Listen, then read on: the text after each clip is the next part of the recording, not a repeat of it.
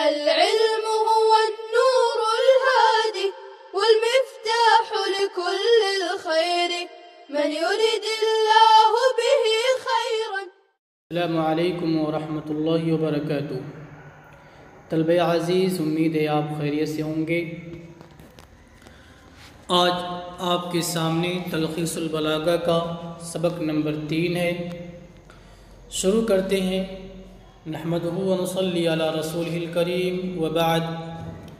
الثانی التعقیب المعنوی وهو يرجع إلى خلل في المعنى كاستعمال الكنايات البعيدة والمجازات الكثيرة نحو زيد كثير الرماد ونشر الملك ألسنته.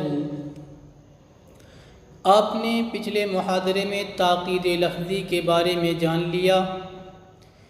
فصاحت کلام میں آپ کو بتایا گیا تھا کہ کلام 4 یا 3 عیبوں سے خالی ہو. تنافر کلمات کے ساتھ ضعف تعلیف اور تاکید سے. تاکید کی چونکہ 2 قسمیں تھیں، تاکید لفظی اور تاکید معنوی. اس اعتبار سے آپ کہہ سکتے ہیں کہ 4 عیبوں سے خالی ہو. اور اگر آپ تاکید کو اجمالاً شمار کریں گے تو آپ کہہ سکتے ہیں 3 عیبوں سے خالی ہو. تو تمام کی تعریفات آپ کے سامنے آ چکی ہیں، آپ تمام کو پہچان چکے ہیں. آخری ہے تاکید معنوی وَهُوَ يَرْجِعُ إِلَى خَلَلٍ فِي الْمَعْنَى، اور وہ ایسا عیب ہے جو لوٹتا ہے معنی میں خلل کی طرف. یعنی تاکید معنوی وہ ہے جس کے معنی میں خلل ہو، جس کے معنی میں یعنی جس کا معنی غیر ظاہر ہو، اصلی معنی سے مرادی معنی کی طرف، مقصود کی طرف ذہن کے منتقل ہونے میں خلل واقع ہو. جی، اور خلل کیوں واقع ہو؟ اس وجہ سے کہ متکلم نے ایسا لازمی معنی مراد لیا ہے جس کے لیے کئی واسطوں کی ضرورت پڑی. اس طور پر کہ مرادی معنی کا سمجھنا اصل معنی سے بعید ہو گیا. جی، لیکن کثرت وسائط کا اعتبار نہیں ہے. نوٹ کے طور پہ آپ یہ بات ملاحظہ کر لیں، کثرت وسائط کے بعد اگر مرادی معنی مقصود کے سمجھنے میں خلل واقع ہو تو پھر وہ تاکید معنوی میں داخل ہوگا. اور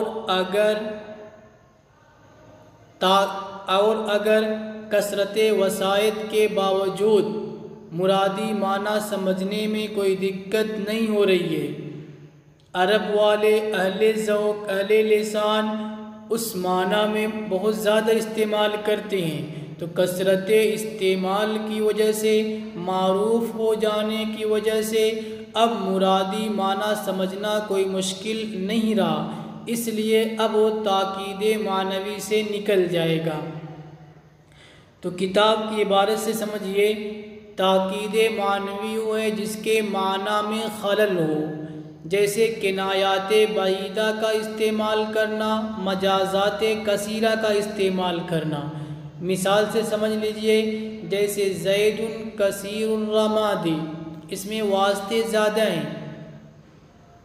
زید سخی ہے، آپ کو بتایا گیا تھا کثیر الرماد زیادہ راکھ والا. کیوں؟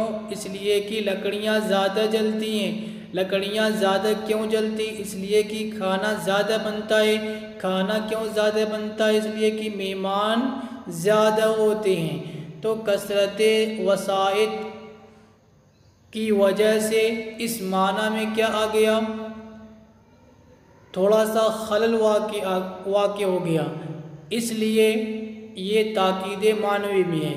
لیکن اگر زید کثیر الرماد اہل لسان بولتے ہوں، لوگوں کے درمیان معروف ہو کہ زید کثیر الرماد بول کر کے زید کا سخی ہونا مراد لیا جاتا ہے، لوگوں کے درمیان بالکل معروف ہو، لوگ سنتے ہی جان جاتے ہوں کہ اس کا معنی یہی ہے، اس کی مراد یہی ہے، تو پھر وہاں پہ تاکید معنوی نہیں ہوگا۔ دوسری مثال ہے نشر الملک السنتہ، بادشاہ نے، امیر نے اپنے جاسوسوں کو پھیلا دیا شہروں میں۔ جی تو یہاں پہ دیکھیے السنتہ استعمال کیا گیا ہے، لسان کی جمع ہے، لسان بول کر کے پوری ذات مراد ہے اور اس ذات سے جاسوس مراد ہے۔ جی اگر السنہ کے بجائے اعین کا استعمال کرتے یعنی آنکھ، تو جاسوسی کے لیے زیادہ مناسب ہوتا، جاسوس کے قریب ہوتا، کیونکہ جاسوس آنکھ کا استعمال زیادہ کرتا ہے بنسبت زبان کے، زبان کے استعمال کا مرحلہ بعد میں آتا ہے، لیکن آنکھ کے بجائے کیا استعمال کیا؟ السنہ کا، تو قریب والا معنی چھوڑ کر کے دور والا معنی استعمال کیا، اس وجہ سے مقصود میں کیا آ گیا؟ مقصود میں خلل واقع ہو گیا۔ نوٹ کے طور پہ آپ کو یہاں پہ بتایا گیا تھا کہ وہ کنایات جس کو عرب کسی اغراض کے لیے استعمال کرتے ہیں، اگر متکلم ان غرضوں سے ہٹ کر دوسری غرض مراد لے تو چونکہ یہ استعمال عرب سے خارج ہو گیا، جب استعمال عرب سے خارج ہو گیا تو اب یہ تاکید معنوی میں آ جائے گا، چونکہ اس کا معنی اب واضح نہیں رہا، اس کو عرب والے دوسرے معنی میں دوسری غرض کے لیے استعمال کرتے ہیں، اس غرض میں تو معروف تھا لیکن آپ نے اس کو دوسری غرض میں استعمال کیا، اب وہ معروف نہیں رہا، اس کے معنی میں خلل واقع ہو گیا، اس لیے وہ تاکید معنوی میں آ جائے گا۔ آگے دیکھیے فصاحت المتکلم ہی صفت راسخۃ فی نفس المتکلم یقتدر بها على التعبیر عن المقصود بکلام فصیح فی ای غرض کان۔ فصاحت متکلم یہ ایسی صفت ہے جو متکلم کے نفس میں راسخ ہو، یقتدر بها اتنی زیادہ راسخ ہو کہ اس کے ذریعے متکلم مقصود کی تعبیر پر قادر ہو، بکلام فصیح، فصیح کلام کے ذریعے، خواہ کسی غرض میں ہو، فی ای غرض کان، خواہ کسی غرض میں ہو۔ جی کریں کہ یہ ایسی صفت ہے جو متکلم کے نفس میں راسخ ہو۔ معلوم ہوا کہ اگر کسی نے فصاحت کے چند کلمات اور چند کلام کو حفظ یاد کر لیا اور بولنے پر قادر ہو گیا تو اس کو فصاحت متکلم نہیں کہا جائے گا، چونکہ یہ صفت اس کے نفس میں راسخ نہیں ہے، اتنی راسخ ہو کہ جب چاہے جس موضوع پہ چاہے کلام کر سکے۔ آگے بتایا فی ای غرض کان، یعنی جس غرض کو بیان کرنا چاہے، جس موضوع پہ بات کرنا چاہے، فصیح کلام کے ذریعے بات کر سکے۔ ایسا نہیں اگر کوئی ایک فن میں مثلا فصیح کلام کرنے پر قادر ہے، فن تفسیر میں قادر ہے لیکن فن فقہ میں نہیں ہے، اصول فقہ میں نہیں ہے، ادب میں نہیں ہے، تو اس کو فصاحت متکلم نہیں کہا جائے گا۔ امید ہے آپ کو بات سمجھ میں آ گئی ہوگی۔ آگے دیکھتے ہیں فائدہ۔ یعرف التنافر بالذوق السلیم وضعف التعلیف والتعقید اللفظی بالنحو والتعقید المعنوی بعلم البیان۔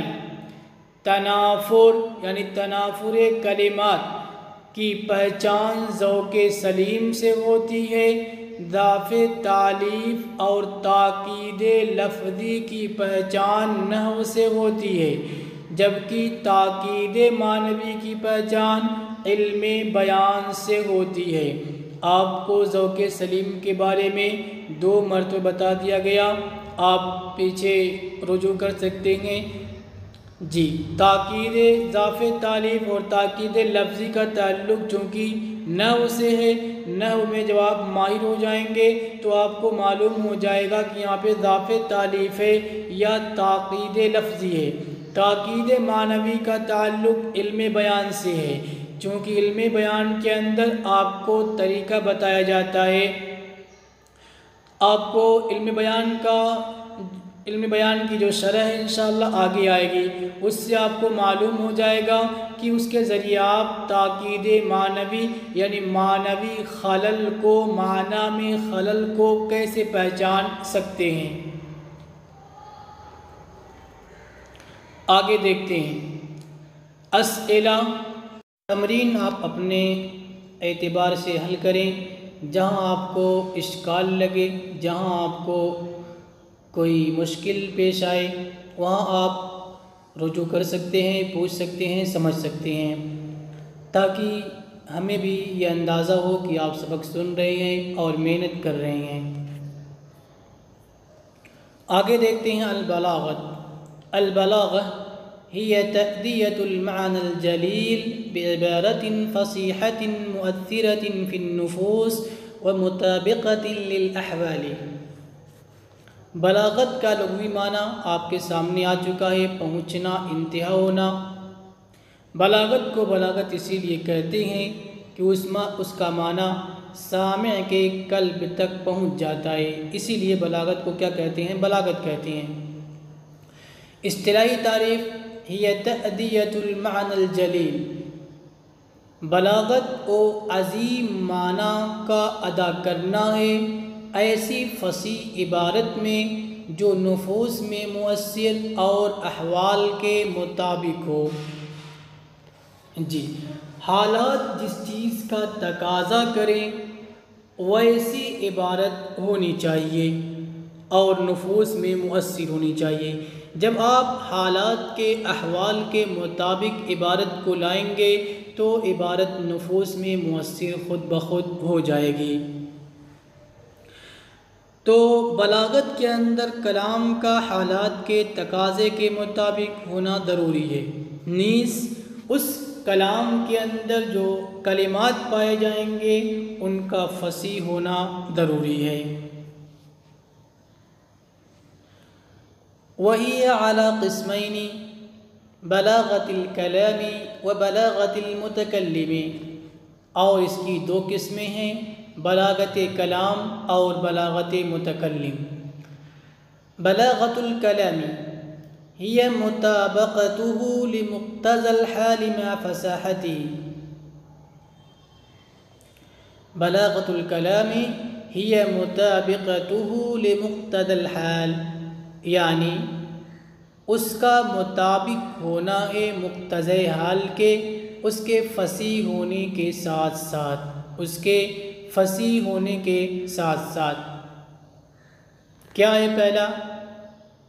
اس کا مقتضی حال کے مطابق ہونا، اس کے فصیح ہونے کے ساتھ ساتھ۔ اس کا حاشیہ نمبر 2 دیکھیں، التعریف مشتمل علی 3 اجزاء، یہ تعریف 3 جزوں پہ مشتمل ہے۔ کیا؟